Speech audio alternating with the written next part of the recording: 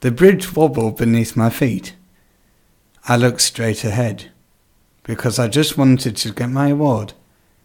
It's a lovely summer's day in late July, and I've just arrived at the Wilderness Centre in Gloucestershire. I was doing my Open Gold Duke of Edinburgh award, along with 6 or 7 other people that I'd never met before.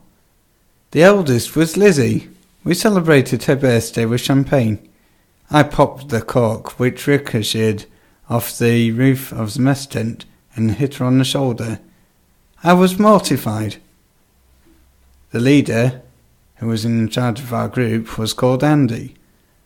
Some of our tasks throughout the expedition were to pick up objects like pine cones, leaves, and a few other things. We also took pictures of the different places we had been to. The scariest thing for Alistair and myself was crossing the suspension bridge leading into the campsite, which was called Biblins, where we were greeted by the warden, whose name was Sally.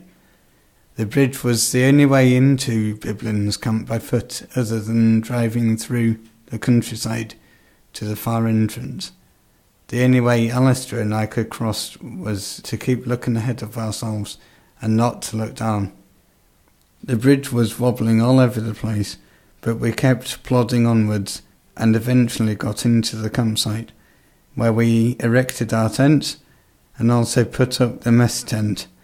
From day one to the end of the expedition, I carried Francesca's bag as well as my own, because she had a problem with her hips. I also did all the campcraft due to my appalling sense of direction and map reading skills. This involved cooking for the whole group and also washing up afterwards, which was tiring and irritating for my sensitive skin. After day 5, we arrived back at the Wilderness Centre, where I collapsed with sheer exhaustion and aching all over. In October 2007, my mum and I went down to London to St James's Palace to pick up my certificate and pin badge. Prince Edward was the person presenting the awards, along with former gold 400-metre athlete Philip Brown. Edward commented on me being the first dyslexic participant to have ever achieved all 3 awards. Little did he know that my biggest hurdle was the suspension bridge into the campsite, not dyslexia.